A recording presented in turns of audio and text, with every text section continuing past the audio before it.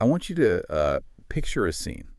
It's a scene that, well, it plays out in pretty much every home in every country, probably every single day.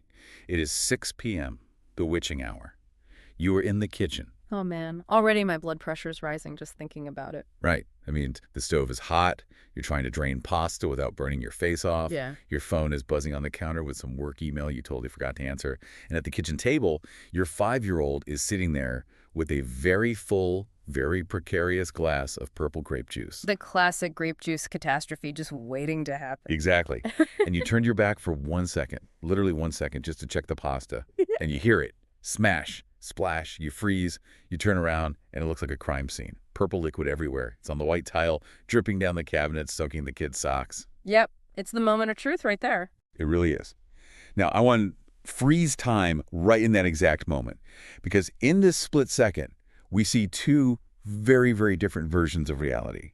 In reality A, the parent turns around, sees the carnage, takes a deep breath, and says, whoops, gravity works. Looks like we have a mess. Go grab the paper towels, buddy. The absolute saint of a parent. Maybe, yeah. But then there's reality B. Same parent, same kid, same juice. But this time, the parent spins around and just explodes. I told you to be careful. Well, you never listen. Look at this mess. You are cleaning this up right now. Same exact stimulus, totally different response. And that is the mystery we are diving into today. We usually look at that explosive parent and think, wow, short fuse, or, bad temper. Or maybe we judge the patient parents as being an inherently better person. But what if I told you that reaction, whether you laugh or whether you scream, isn't really a choice in the way we think it is? What if it's actually the output of a massive, invisible machine that's been running in the background for years? That is exactly what we are unpacking in this deep dive. We tend to think of parenting as this series of isolated conscious decisions, like, I am choosing to be gentle right now. But the research specifically, all this incredible work on the determinants of parenting behavior, suggests that's kind of an illusion. Parenting is actually the result of a really complex equation. It's a collision. You have your personal history crashing into your biology, crashing into the child's biology, all while you're standing inside a very specific environment. So today's deep dive is really about why we parent the way we do. And just to be clear for everyone listening, we aren't looking at how to parent. This is not a tips and tricks guide. We are looking at the machinery under the hood. We're going to dissect the psychological and environmental determinants that actually dictate our behavior. And to do that, we have a very specific roadmap today, right? We do. We're going to be focusing exclusively on what's called a mid-level model of parenting. It's this brilliant framework championed by a researcher named Belsky back in the mid-'80s. But he didn't just invent it out of nowhere. He built it directly on the shoulders of two other giants in the field, Harman and Brim, who laid the groundwork just a few years earlier. Belsky and then Harman and Brim. Those are the names we're going to be living with today. Exactly. Belsky is an absolute titan in developmental psych. And his model is so powerful because it takes the absolute chaos of raising a human being and organizes it into 3 distinct buckets of influence. And what's really beautiful about looking at Belsky's 3 categories and Harman and Brim's earlier work is that it moves us away from judgment and toward mechanics. When you understand the actual determinants of parenting, you realize that a bad parenting day, like the grape juice explosion, is often actually just a bad context day or a bad history day. Okay, so before we start filling up Belsky's 3 buckets, I want to step back because surely we haven't always looked at parenting this way, right? Yeah. I feel like for a long time the assumption was just bad kid equals bad parent, or you parent how you were parented, and that was the end of the story. It was actually way worse than that. If you look back at the history of the field, like go back to the 1920s and 30s, researchers were essentially looking at parenting through a straw. It was incredibly one-dimensional. You had the behaviorists who thought children were just conditioned responses, totally blank slates, and then you had the Freudians on the complete other side. But almost all the research focused exclusively on just 2 tiny variables: love and discipline. That's it. Just do you hug them and do you spank them? Yeah, pretty much, yeah. They basically wanted to know how those 2 inputs created a child's output. It was a factory model: input discipline, output obedience. It completely ignored the fact that the factory manager, the parent, is an actual human being with a mortgage and a marriage and a past and a personality. It treated the parent as this isolated robot just operating in a total vacuum. Which is wild because literally nobody parents in a vacuum. Yeah. We parent in messy living rooms with overdue bills and headaches. Exactly. And the field finally woke up to this reality in the late 70s and early 80s. That is when Harman and Brim came onto the scene around 1980. They looked at the existing research and basically said, guys, this is way too simple. We need a classification scheme to try and capture the actual complexity of real life. But then Belsky comes along a few years later, in 1984. Yeah. And he takes this exact list from Harman and Brim, and he refines it into this mid-level model we're focusing on today. Why do we call it mid-level, though? Is there like a high level and a low level? It's a really crucial distinction, actually. In psychology, you can look at things at the micro level, like we could measure your exact cortisol levels and your neuron firing rates the second that grape juice spills. Yeah, that's way too zoomed in. Right. Or we could look at the macro level, like how late-stage capitalism and national childcare policies affect family dynamics over decades. And that's way too zoomed out for a Tuesday night tantrum. Exactly. Belsky wanted the sweet spot. He wanted to look at the day-to-day forces that actually shape a parent's behavior in a way we can see and touch. So he took Harman and Brim's 4 factors and he consolidated them into the big 3. 3 central categories of parental influence. Big 3. Okay, let's hear them. Lay them out for us. All right. Bucket number 1 is parental psychological resources. This is you, your developmental history, your personality, your mental health. Okay, so bucket 1 is basically the parent. Yes. Bucket number 2 is child characteristics. Who is this specific kid in front of you? What is their gender? What is their inherent temperament? So bucket 2 is the kid. And bucket number 3 is contextual sources of stress and support. This is your marriage, your job, your social network, your neighborhood. So bucket 3 is the life, the context. The parent, the kid, and the life. Now, here is where Belsky really made his mark. He didn't just list these 3 categories and walk away. He argued that they are absolutely not created equal. He proposed a very specific hierarchy of influence. A hierarchy. So one of these buckets actually matters more than the others. He argued strongly that bucket 1, parental personality and psychological resources, is the most important factor by far. Wait, really? More than having a super difficult kid? More than the fact that you might have just lost your job? That was his argument. And when you really dig into the mechanics of it, the logic is totally fascinating. He argued that a psychologically stable, mature parent basically acts as a buffer. A buffer against what, exactly? Against the other 2 buckets. Let's go back to our grape juice scenario. Let's say you have a quote-unquote difficult child. So bucket 2 is really heavy. The kid is screaming, they're impulsive, maybe they even knock the juice over on purpose.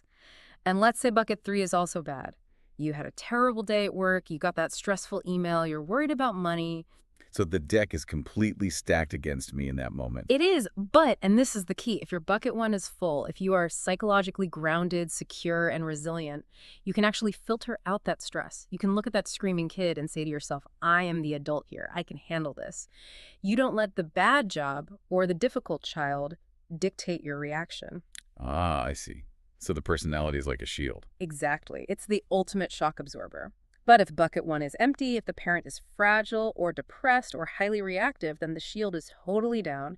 The stress of the job flows right through you unmitigated and hits the kid. The difficulty of the kid triggers you immediately into a rage. That makes so much sense. Like, if I'm well rested and feeling good about myself and my life, my kid can literally throw food at my head and I might just laugh it off.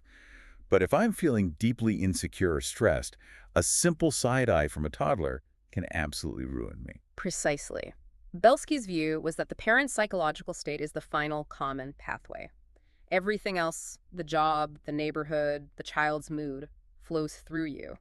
You are the filter.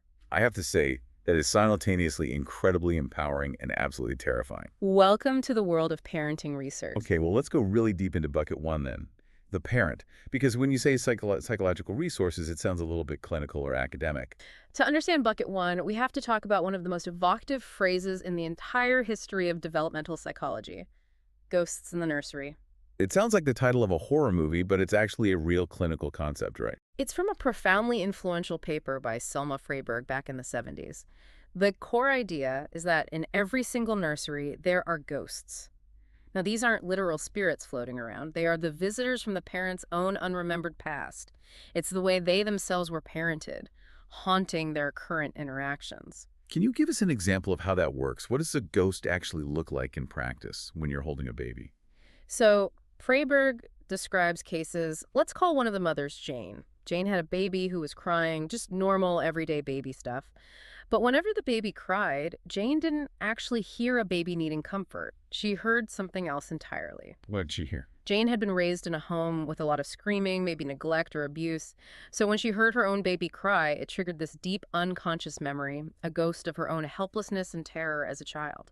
So instead of picking the baby up and soothing it, she would freeze, or she would get angry and withdraw. She wasn't interacting with her actual baby in the present. She was interacting with her own trauma from the past. Wow. So the ghost literally stands right between the parent and the child, Yeah. blocking the connection. Yes. And this ties directly into what we call internal working models. This is a huge part of bucket one, coming from attachment theory, Bowlby and Ainsworth.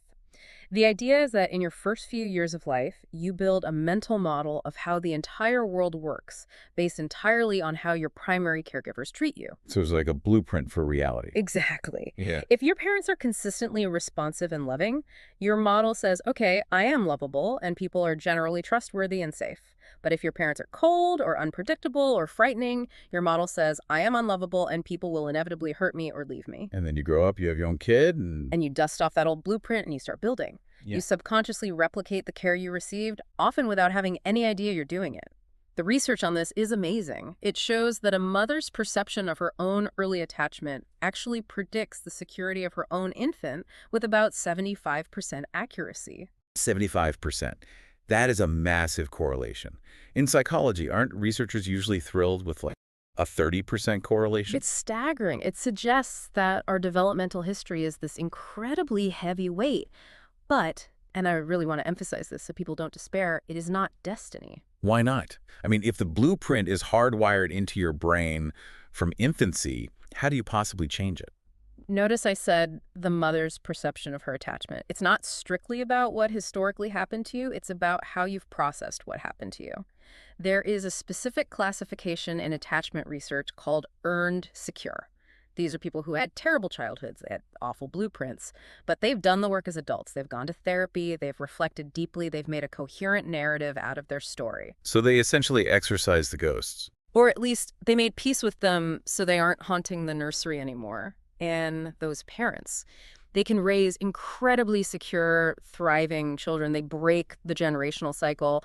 That's why psychological resources are so central to Belsky's model. You can build those resources later in life.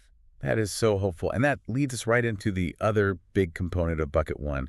It's not just your deep history, it's also your social cognition. It's literally how we think in the actual moment of parenting. Yes, this is the cognitive software running in your brain during the grape juice catastrophe. Let's go back to that kitchen. The juice just hit the floor. Okay, the juice hits the floor.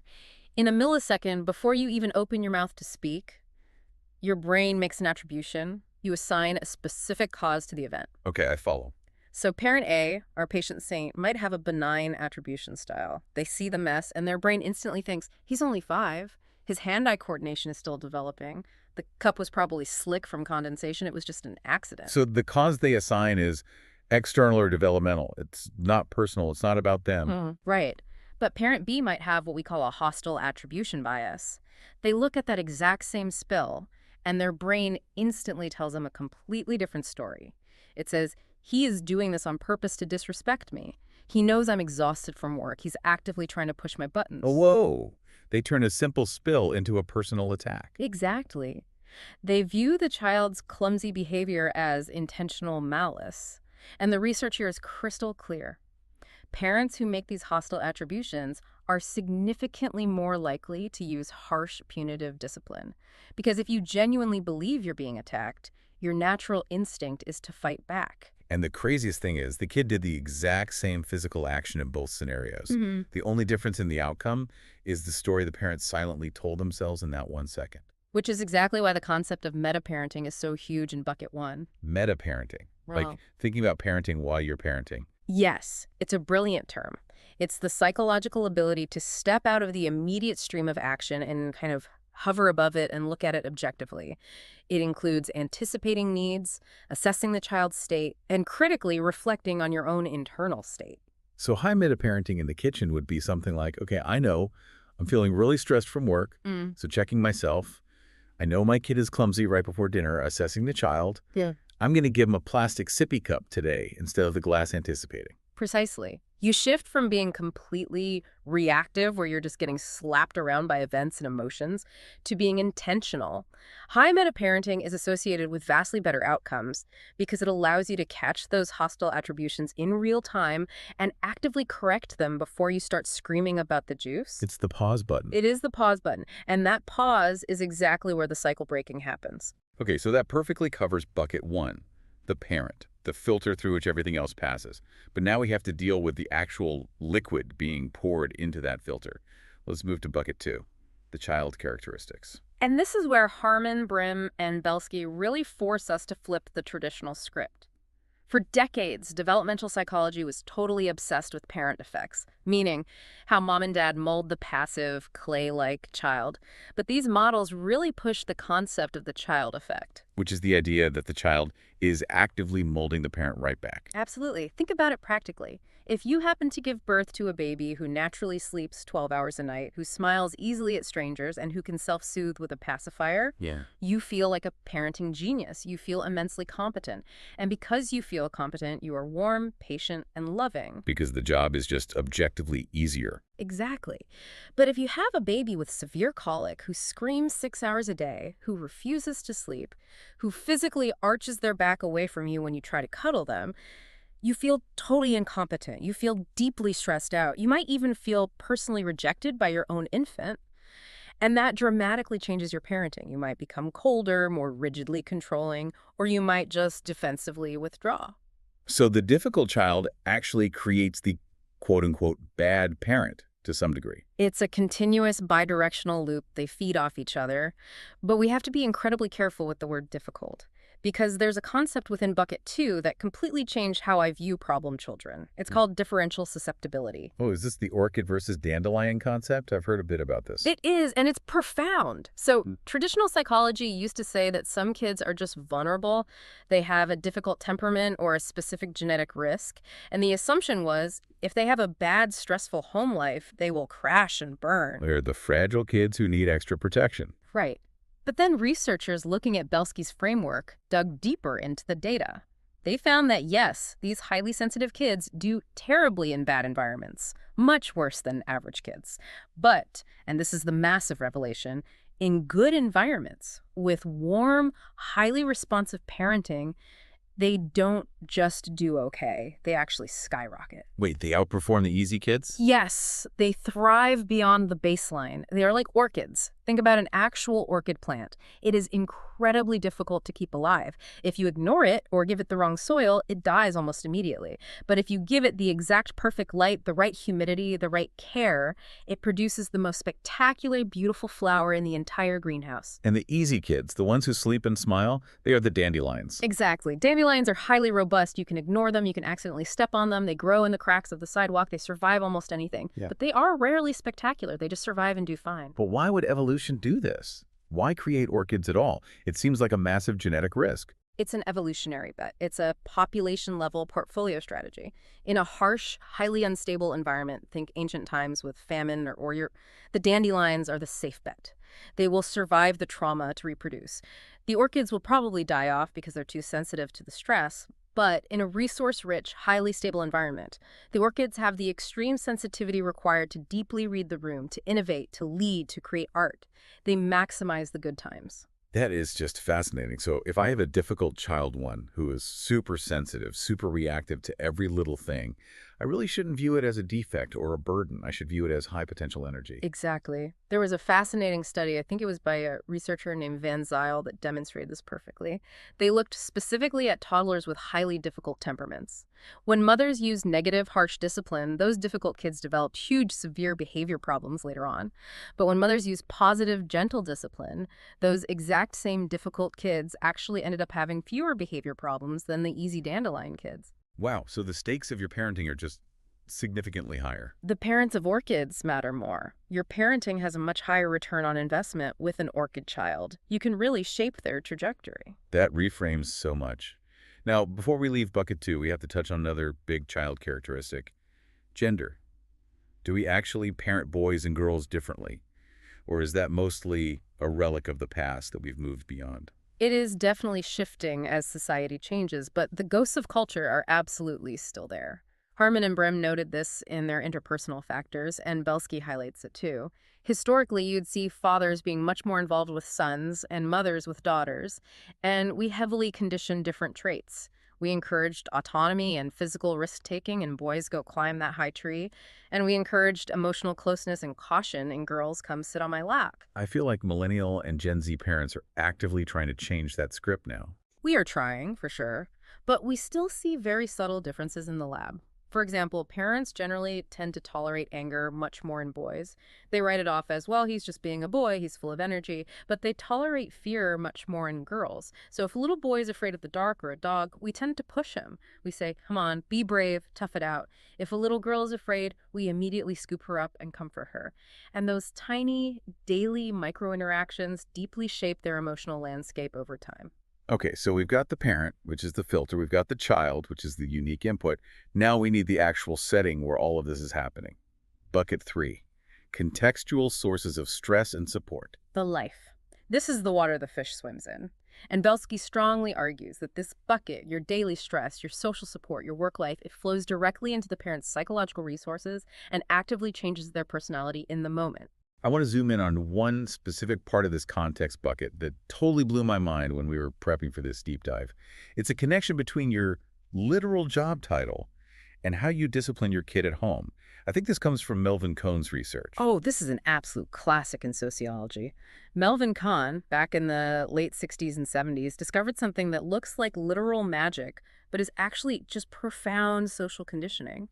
He found a direct, measurable link between the occupational conditions of what a parent does for a living and the specific values they instill in their children. How does that actually work mechanically? I mean, my kid isn't at the office with me. Think about the ultimate goal of parenting. Parents are essentially trying to prepare their kids to succeed in the future, but the only future they truly know and understand is the one they are currently living in. Okay, that makes sense. We parent for the world we know. Right. So take a parent with a traditional working class blue-collar job. Maybe they work on a factory assembly line or in strict retail. What are the core rules for survival and success in that specific job? Well, you show up exactly on time. You do exactly what the boss or the manual says. You don't ask unnecessary questions. If the manual says turn the screw to the right, you just turn the screw to the right. Exactly. And what happens if you decide to improvise? If you say to the foreman, hey, I think we should creatively build this car a totally different way today. You get fired immediately. Or you lose a finger in the machine. Right. So obedience and strict conformity are literal survival strategies in that world. Right. So totally unconsciously, these parents come home, they look at their kids, and they highly value obedience. They say, do it because I said so, don't talk back. They aren't doing this to be cruel. They are rigorously training their child to survive in a world where authority must be unquestioningly respected. Wow. It's not because they are inherently meaner parents. It's because they deeply love the kid and want them to be able to keep a job and pay rent one day. Exactly. Now, flip the scenario. Look at a white-collar, upper-middle-class job, a corporate lawyer, a tech developer, a marketing executive. What actually makes you successful in those environments? Thinking outside the box. Negotiating everything. Taking initiative. I mean, if you just sit at your desk in a law firm and quietly wait for explicit orders, you'll get fired for lacking drive. Yeah. You'll never make partner. Exactly. So these parents come home and they highly value autonomy and self-direction.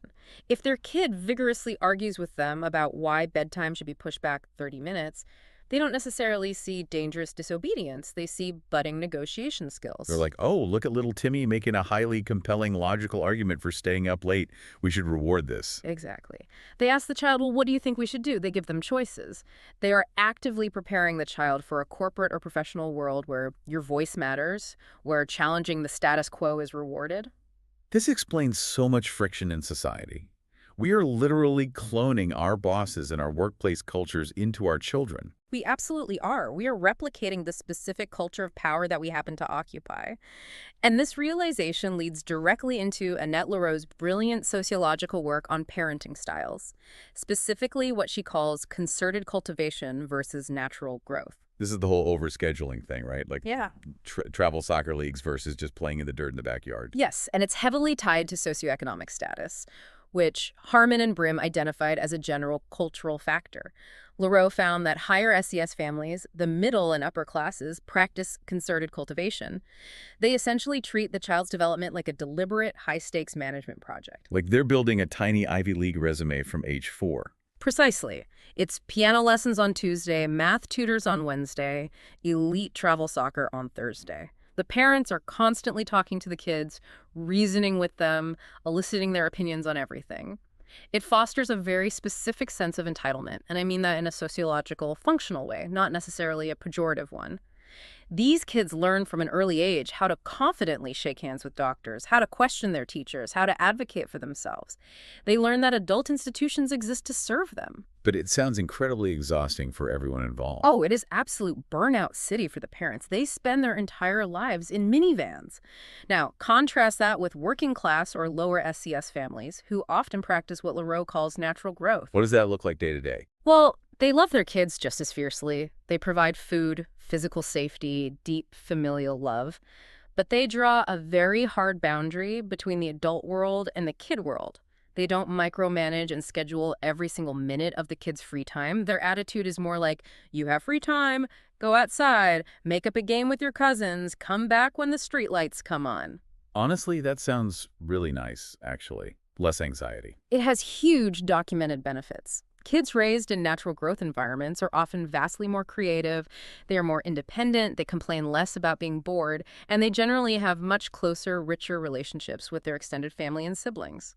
But, and this is the massive structural kicker, they do not learn how to strategically navigate bureaucratic systems. Because they haven't been trained to negotiate with adults. Right. So when they finally get to high school, or a college admissions office, or a white-collar job interview, they might be highly deferential or quiet. They wait patiently for clear instructions. They don't proactively demand accommodations. And the system, unfortunately, overwhelmingly rewards the cultivated kid. Exactly, because the system, the elite schools, the universities, the corporate jobs, is built by cultivated people, for cultivated people. So the natural growth kid is at a massive structural disadvantage in society, even if their actual childhood was arguably much less stressful and more genuinely fun. Man, that is incredibly heavy. It's not just different parenting styles.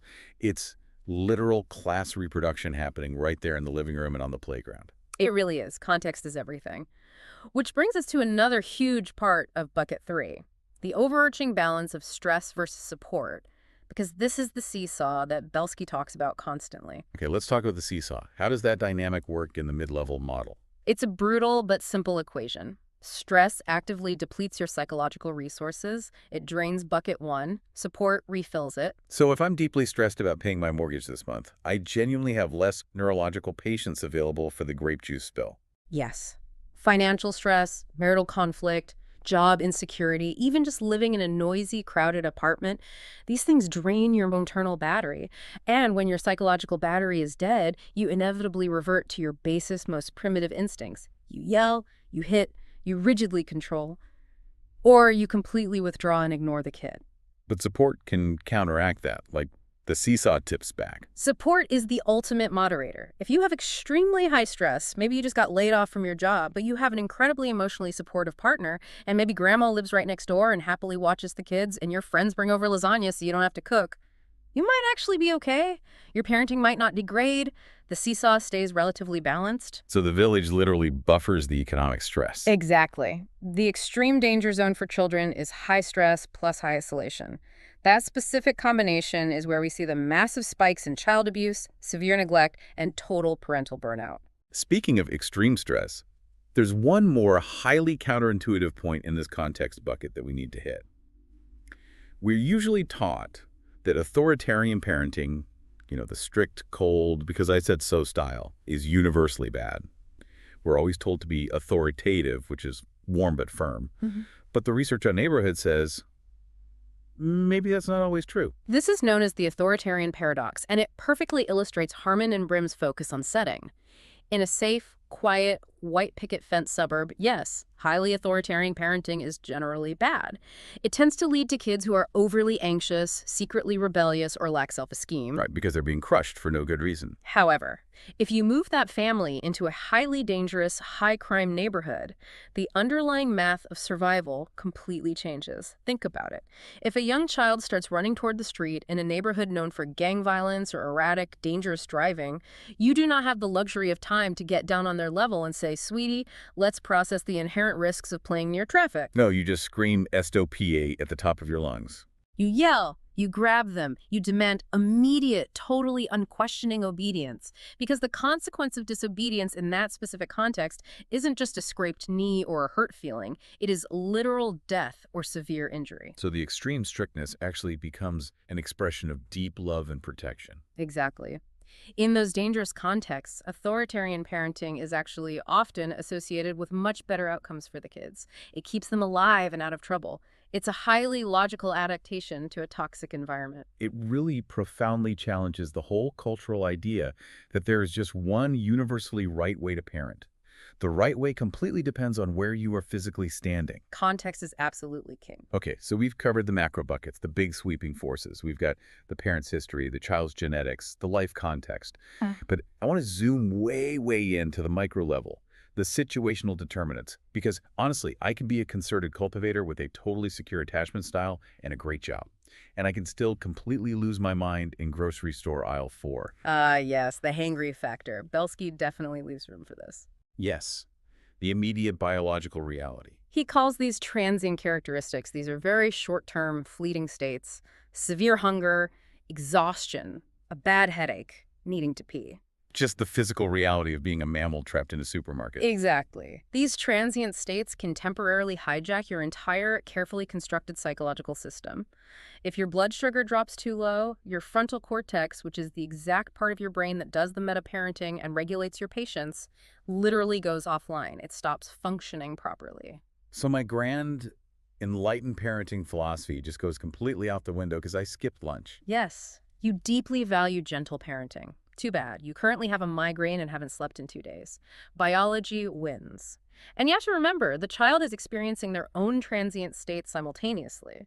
A toddler who missed their nap is functionally, neurologically, a completely different human being than a well-rested toddler. And when a deeply hangry parent meets a profoundly tired child. That is the nuclear option. That is when the grape juice explodes and everybody ends up crying on the kitchen floor. And the specific setting of that interaction matters immensely too, like public versus private. Why do we parent so drastically differently when we know people are watching us? Extreme social pressure. Think about the stakes. In the privacy of your living room, if your kid throws a massive tantrum, it's highly annoying, sure. But in the middle of a crowded grocery store, if the kid screams, it suddenly feels like a very public, very humiliating performance review of your entire worth as a human. Oh, absolutely. You feel every single pair of eyes judging you. You hear the whispers. You do. And because of that intense social anxiety, parents often become much more rigidly controlling, much more harsh in public. They feel this urgent need to visually prove to the strangers in the cereal aisle, look, I'm in charge here. I am not a permissive bad parent. But there's actually a much better way to handle the grocery store nightmare, right? You mentioned Vygotsky in your notes, the zone of proximal development, or ZPD. I usually only hear about that in the context of teachers helping kids learn math or reading. How does it apply to buying milk and eggs? It's actually a brilliant tool for parenting in public. So understand that a grocery store is inherently incredibly boring, but also wildly overstimulating for a child. Bright lights, thousands of colorful items they can't touch. A toddler left completely to their own devices in that setting will almost always fail. It is simply beyond their independent neurological ability to regulate their impulses there. Okay, they're set up to fail. But the parent can actively scaffold the experience. You bring the grocery store into their zone of proximal development. You don't just silently drag them behind the cart. You deeply engage them in the process. You say, okay, can you help me find the big red box of pasta? Let's count these green apples as we put them in the bag. Can you hold this list very carefully for me? You give them a crucial job. You make them a partner. Exactly. You are essentially lending them your fully developed prefrontal cortex. You heavily structure the interaction so they actually can succeed. That is what good parenting looks like in that specific transient context. But, and here is the brutal catch, scaffolding takes a massive amount of cognitive energy. Right. It deeply drains your psychological resources. Yes. If you yourself are currently in a transient state of severe exhaustion, you simply cannot scaffold. You do not have the surplus patience to count shiny green apples. You just want to get the milk and leave. So you just drag the kid, and then the kid gets bored and overwhelmed, and the tantrum happens. It's just endlessly connected, isn't it? It is a breathtakingly complex, shimmering web of causality. Everything touches everything else. Which brings us to the final, crucial piece of Belsky's mid-level model, how it all actually interacts together. Because Belsky didn't just dump these three buckets out on the floor. He showed specifically how they mix and amplify each other. Right. It's rarely just one isolated thing causing a breakdown. It's the math of misery, or what developmental psychologists call additive effects. With cumulative risk factors piling up. Exactly. One risk factor, let's say, just having an orchid child with a highly difficult temperament, is totally manageable for most people. Families with just one risk factor usually do absolutely fine. But the danger is exponential. If you have a difficult child, plus a clinically depressed parent, plus you just lost your job, plus you live in a highly dangerous neighborhood. The structural integrity of the system just collapses under the weight. The data on this is incredibly stark. There was a longitudinal study showing that families dealing with just one major risk factor had low home quality scores only about 22% of the time. They mostly held it together. But families burdened with 6 simultaneous risk factors, they had negative outcomes 88% of the time. It's not a moral failure at that point. It's just way too much weight for any human bridge to hold. Correct. It's structural failure. But we have to end this on a hopeful note because the model also features what we call mediating variables. The circuit breakers in the system. Yes. Think of the complex web like a long chain of dominoes. Domino A is extreme poverty. Domino C is harsh, punitive parenting. We know statistically that A often leads to C. But the force doesn't just jump magically through the air. Domino A has to strike a middle domino B to pass the energy along. What is that middle domino B in this model? In Belsky's framework, the middle domino is almost always parental stress or depression. So poverty domino A causes extreme stress domino B, which in turn causes the harsh parenting domino C. So the intervention point is obvious. If we can just remove or cushion domino B. Exactly. If society can actively support the parent, if we can provide childcare to reduce the daily stress, if we offer accessible therapy to treat the depression, then the poverty doesn't inherently have to lead to the harsh parenting. The physical chain of causation is broken. And what is the single most powerful mediating variable? Like, what's the ultimate circuit breaker, according to Belsky's research? It goes right back to where we started. Bucket 1, parental cognition, specifically how you choose to think about the situation. The attributions we make in the kitchen. Yes. Even if you are struggling with poverty, and even if your life is incredibly stressful, if you can somehow manage to change your mind, if you can look at that screaming, sticky toddler and say to yourself, he's having a hard time and he needs me, instead of he is a bad kid and he hates me, you instantly stop the dominoes from falling. You single-handedly protect the child from the toxic context. That is practically a superpower. We obviously can't always change our terrible boss or our bank account or our kids' fundamental DNA, but we actually can change the internal story we tell ourselves in the heat of the moment. It is the one single lever of control we almost always have access to, even on our worst days. So we've really taken the entire machine apart today. We've looked deep inside Belsky's buckets, the parent, the child, the life context. We've seen how our psychological personality filters everything, how our historical ghosts haunt our nurseries, and how Melvin Cohn proved our job dictates our living room rules. What is the ultimate big takeaway here? Why does all this dense academic theory actually matter to the everyday person listening right now who just desperately wants to survive until bedtime? For me, the ultimate takeaway of all this research is empathy. Radical, profound empathy. Empathy for the kid. For the kid, absolutely. But mostly empathy for yourself and for other struggling parents. When you see a parent completely losing their mind in the cereal aisle at Target, or when you yourself inevitably scream at your kid over spilled grape juice, you have to realize it's not because you are some kind of fundamental villain. It is because of a massive multivariable collision. It's just a really bad context day. The buckets overflowed. Exactly. Maybe your transient state of hunger violently collided with your child's highly sensitive orchid temperament right inside a highly public context that stressed you out, which instantly triggered an unhealed ghost from your own childhood nursery. When you lay all the actual determinants out like that, honestly, it's a miracle we ever managed to get it right. It truly is. But deeply understanding this mid-level framework finally gives you a practical roadmap. When things go wrong, you can quickly check your buckets. You can say, wow, my bucket 1 is dangerously low today. I desperately need sleep.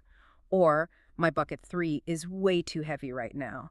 I need to ask my partner for help. It moves you away from crushing moral guilt and toward actual mechanical problem solving. I absolutely love that framing. It's so liberating. I want to leave everyone listening with a final, slightly provocative thought that really stopped me in my tracks while we were researching this deep dive. Let's hear it. If Belsky is right, if our own psychological personality, which is largely shaped by how we ourselves were treated as infants, is genuinely the single biggest predictor of how we will behave as parents, then is parenting actually something we actively do to our kids?